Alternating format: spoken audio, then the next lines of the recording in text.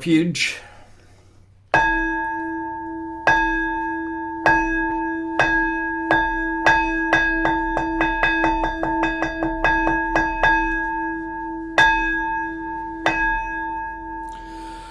Buddham Saranam Gacchami. Dhammam Saranam Gacchami. Sangham Saranam Gacchami. I go for refuge in the Buddha. I go for refuge in the Dharma. I go for refuge in the Sangha. Buddham Saranam Gacchami. Dhammam Saranam Gacchami. Sangham Saranam Gacchami.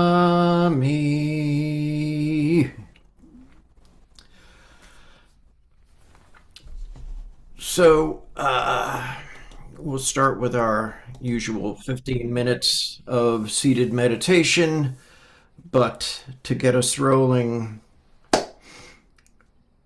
monk asked Matsu, "What is Buddha?" Matsu answered, "Mind is Buddha."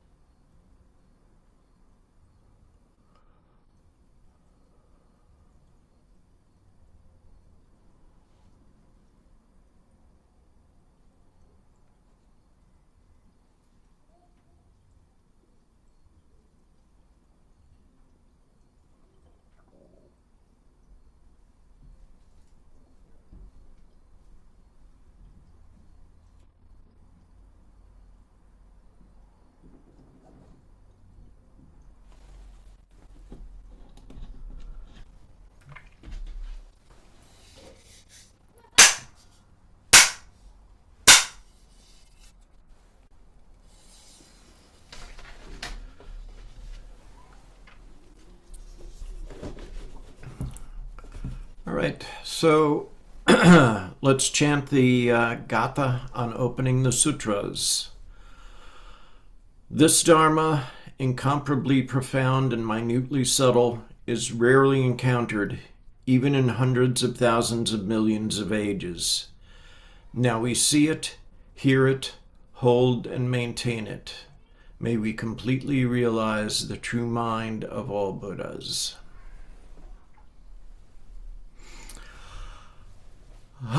Tonight, from our sister East Mountain Sangha in Pennsylvania, Scudder Falls, and our good friend Wanyong Sunim.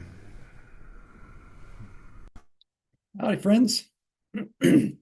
So this is basically part 2 of my talk on Pure Land Buddhism from last month. And so this will be kind of, again, not my normal sort of thing, but be more instructional, straightforward sort of thing. Because again, a lot of folks are not especially familiar with Pure Land Buddhism. And so tonight, particularly focusing on the recitation of Amitabha's name, which has become the central practice of folks who most closely identify with Pure Land Buddhism.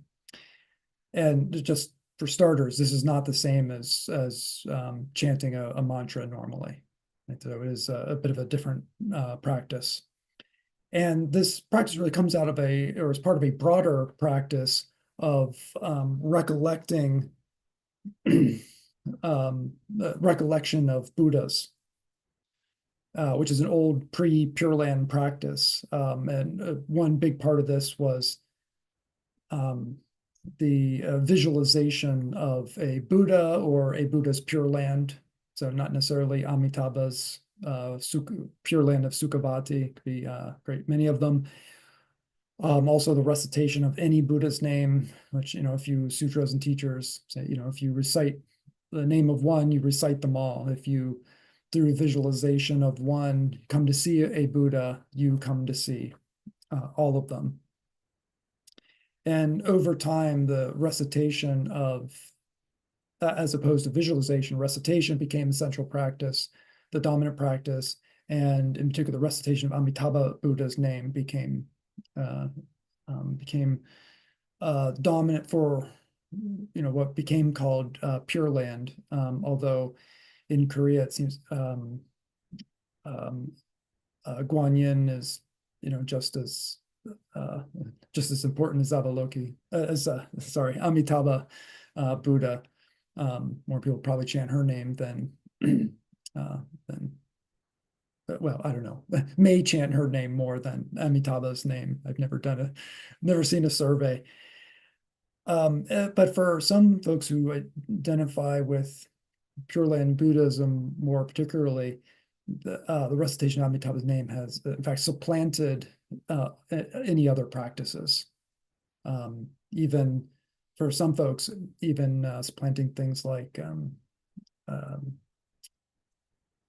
prostrations, right? And then, but the majority of Pure Land teachers and Pure Land schools, of course, there's no clear separation between Pure Land Buddhism and Zen or Huayan or anything else, and so multiple practices are still quite common. So as, for example, with me. Okay, so on to actually the recitation of Amitabha's name. And so one, or perhaps even the principal practice, is the constant recitation of Amitabha's name, whether silently or aloud, probably for most of the day, silently, constantly run through one's head. Namo Amitabha Buddha, Namo Amitabha Buddha, Namo Amitabha Buddha, or Namo Amida Buddha in Korean, or whatever language you happen to be doing it in. And of course, people doing it formally, perhaps using one's mala, and so sitting in the morning and the evening, reciting it. Some teachers recommending having a set number of rounds on your mala every day. just as one might say, okay, a teacher might say, okay, sit for a specific amount of time, meditating every morning. And so what's the point of this? So the most literal purpose of this practice is the idea that one recites this, as, or at least as according to the Pure Land Sutras, or the so-called Pure Land Sutras. There's tons of Pure Land Sutras. There's 3 that get called the Pure Land Sutras, but one can readily read the Lotus Sutra and the Avatamsaka Sutra as Pure Land Sutras, because there's everything takes place in Pure Lands. But according to the Amitabha Sutras, one recites or recollects the Buddha in some way, visualization, recitation. But if one would manage to recite Amitabha's name in just one pure recitation, that would do it in your lifetime. But a special emphasis on, particularly as one is dying, reciting Amitabha's name, and then upon death, Amitabha comes to you, embraces you, and takes you to Sukhavati, the land of bliss, where you can, without hindrance and with as much time as you need, practice until you awaken, and where everybody there is guaranteed to attain Anuttara Samyak Sambodhi, and then can go on to help all other beings.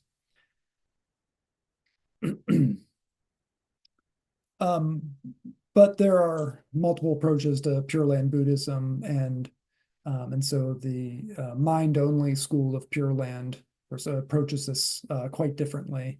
And so folks like Wanyo or Chinul, talking about the Pure Land or impure lands are right here and right now. It's a matter of perception, perhaps a very Yogacara sort of way of looking at things. And so in each moment, we have the opportunity to awaken in Sukhavati, so that we can awaken and help all beings. So regardless of one's orientation with this, when reciting Amitabha's name, the crucial thing is to hear the sound, like really listening to the sound. And different teachers talk about this in different ways. So one way, if one understands Amitabha Buddha as the Dharmakaya, the Dharma body, basically as the cosmos, all things in it, all time and space, then the sound is non-different from Amitabha. To hear Namo Amitabha Buddha is to hear Amitabha Buddha, is to hear the Dharmakaya, is to hear it. It's the same as Amitabha.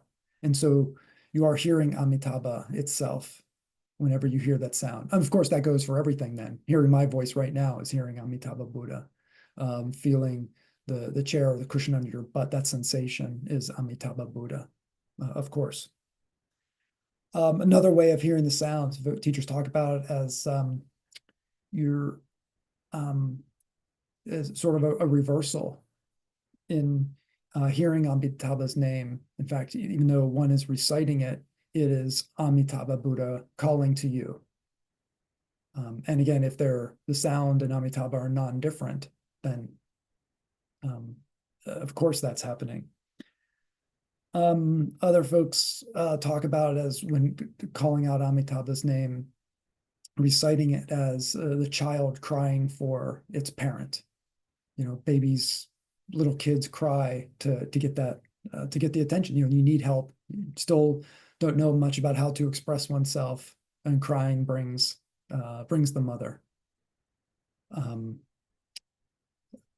Crying out Amitabha's name brings to you the Amitabha Buddha with its all-encompassing compassion. Right, so different ways here of engaging with the sound. But there's also teachers talking about, and so in particular, thinking like Shinran from Japan, where some ways takes some influences from Wanyo in Japan on this, just like Wanyo was really influential in China, of course, but also to a lesser extent in Japan. But Pure Land Buddhism, developed it with Shinran. I mean, is just, really brilliant. Or Renyo, who followed after him later, like these really brilliant practitioners and philosophers. And Shinran, I think, had some really useful things for how to think about reciting this. And he said, while you're reciting this, you also got to be thinking about reflecting on what it is that you're reciting here. And he talked about a few different ways. And one that I really, really appreciate and have found incredibly valuable and effective is, as you're reciting this, the attitude that you take in reciting Namo Amitabha Buddha is just one of total gratitude. Amitabha, the Dharmakaya, the nature of the cosmos as everything interdependent and empty and mutually dependent. It makes possible suffering and the end of suffering, makes possible awakening. And so reciting them with a gratitude for that, and not even for the potential of one's own awakening, but even making possible other people's awakening. Because of course, if everybody else wakes up, like you, who cares about your own? Your own awakening just simply becomes unnecessary if everybody else manages to wake up. Your own just doesn't matter anymore. And so it's gratitude for the all-encompassing compassion of Amitabha Buddha. One can also reflect, quite directly on, what is Amitabha Buddha, reflecting on it as the Dharmakaya in its emptiness and its interdependence.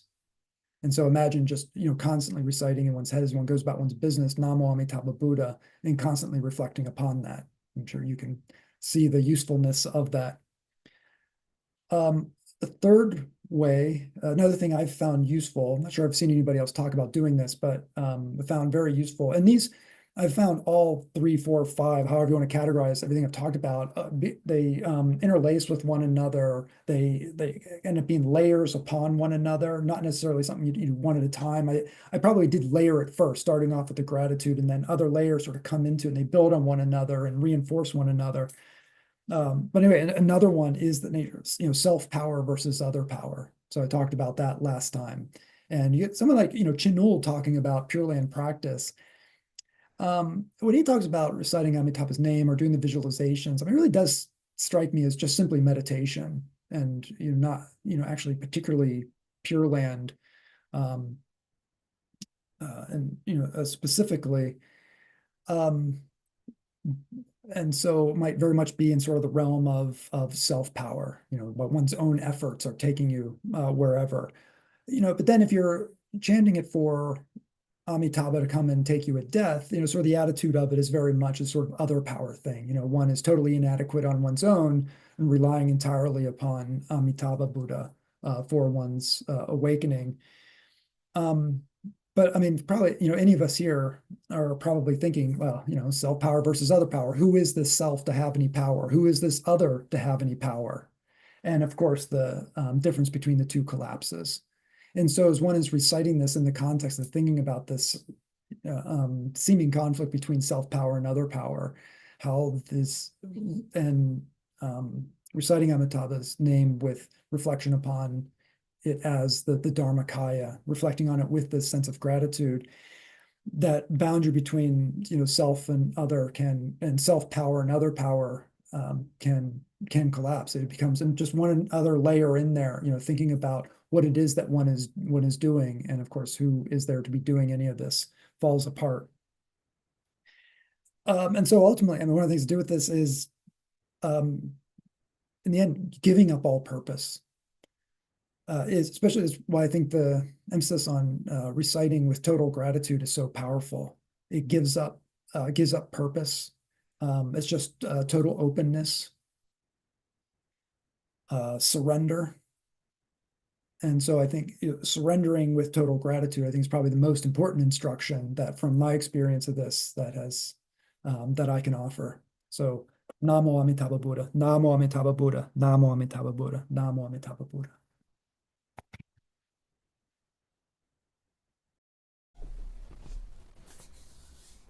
Thank you, Wanyang. Let's go and have another 15 minutes of seated meditation. Student asked, What is awakened? The Sunam replied, mind is awakened.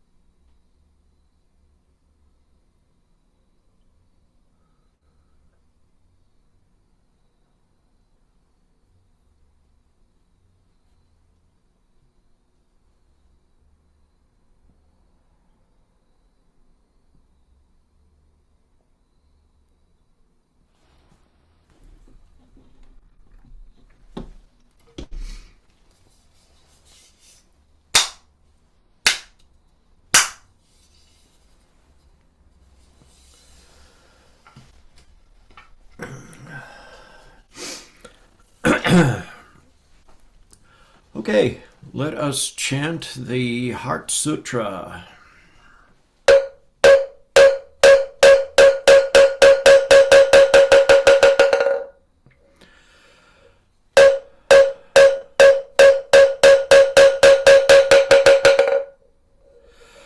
Mahaprajna Paramita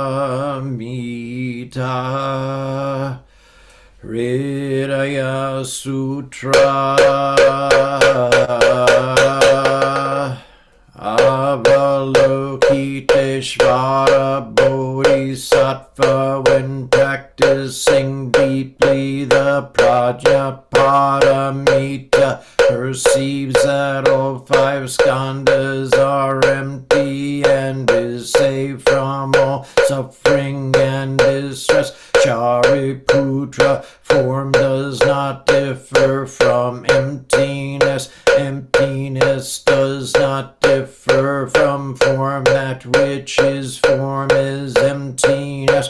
That which is emptiness, form. The same is true of feelings, perceptions, impulses, consciousness. Shariputra, all dharmas are marked with emptiness. They do not appear or disappear, are not tainted or pure, do not increase or decrease. Therefore in emptiness, no form, no feelings, perceptions, impulses, consciousness, no eyes, no ears, no nose, no tongue, no body, no mind, no color, no sound, no smell, no taste, no touch, no object of mind and realm of eyes, and so forth, until no realm of mind consciousness, no ignorance, and also no extinction of them, and so forth, until no old age and death, and also no extinction of them, no suffering, no origination, no stopping, no path, no cognition, also no attainment, with nothing to attain. The Bodhisattva depends on Prajna Paramita, and the mind is no hindrance. Without any hindrance, no fears exist. Far apart from every perverted view, one dwells in nirvana. In the three worlds, all Buddhas depend on Prajna Paramita and attain Anuttara Samyak Sambodhi. Therefore know that Prajna Paramita is the great transcendent mantra, is the great bright mantra, is the utmost mantra, is the supreme mantra, which is able to relieve all suffering and is true, not false. So proclaim the Prajna Paramita mantra. Proclaim the mantra which says Gate Gate Para Gate Parasam Gate Bodhi Swaha. Gate Gate Para Gate Parasam Gate Bodhi Swaha. Gate Gate Para Gate Parasam Gate Bodhi Swaha.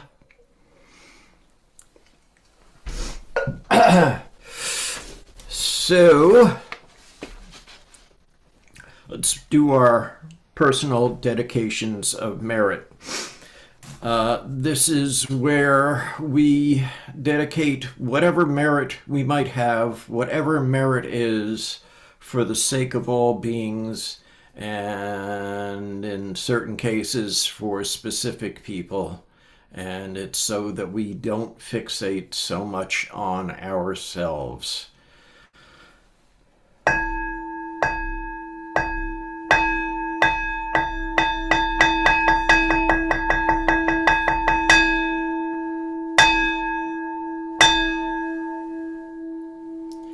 All sentient beings are one seamless body and pass quickly from birth to death. We remember those who cared for us and are gone. those who are ill, those who are at war, who are hungry, and who are in pain, may they heal and have peace. We especially dedicate our service to John Bex, Brad Hunter, Kathy Sorensen, Mike Gingy Wood. If you'd like to add anyone in, feel free to do so now. Donna, Doug, and Christine.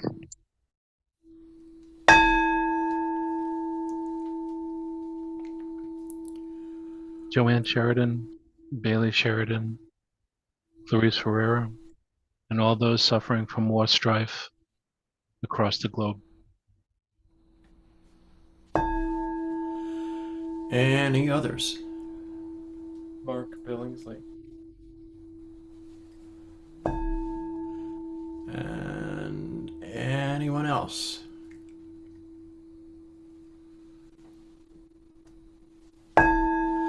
All beings in the 10 directions subject to the greed, hatred, and delusion of themselves and others.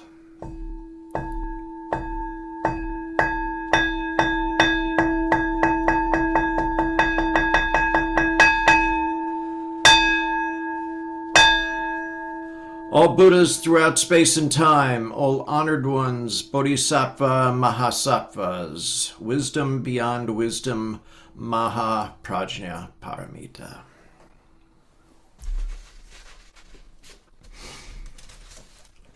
And we'll recite our faith and practice vow.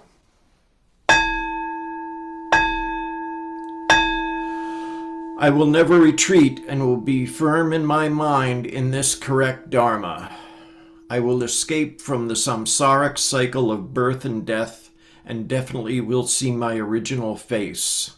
I will be sure to inherit the life of insight of the Buddha and save all sentient beings. Brother Hangdal. Spiritual source shines clear in the light. The branching streams flow on in the dark. Infinite realms of light and dark convey the Buddha mind. Birds and trees and stars and we ourselves come forth in perfect harmony. We practice and recite this for all beings, in grateful thanks to our many guides along the way. And we recite the 4 great Bodhisattva vows. Sentient beings are numberless. We vow to help them all. Delusions are countless. We vow to see through them all. Opportunities to awaken are infinite. We vow to embrace them all. The Buddha way is endless. We vow to embody it.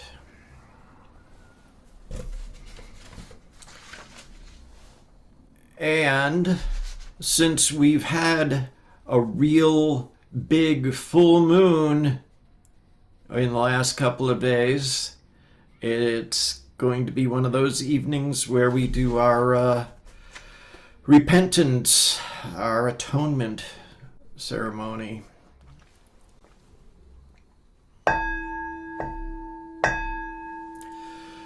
This moment I repent from the very serious transgressions of taking any life, taking things not given, misconduct done in lust, false speech, taking intoxicants to produce heedlessness, discussing the faults of others, praising my own works, clinging in stinginess, wrathful anger, slandering the 3 jewels.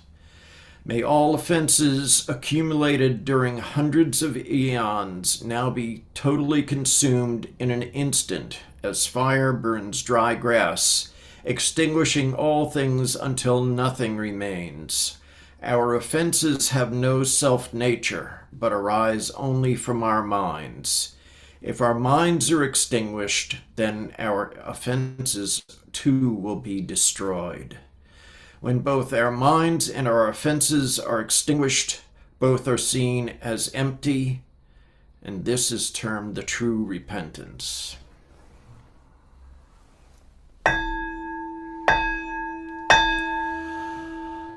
Life and death are of supreme importance. Time passes swiftly by, and opportunities to awaken are easily lost.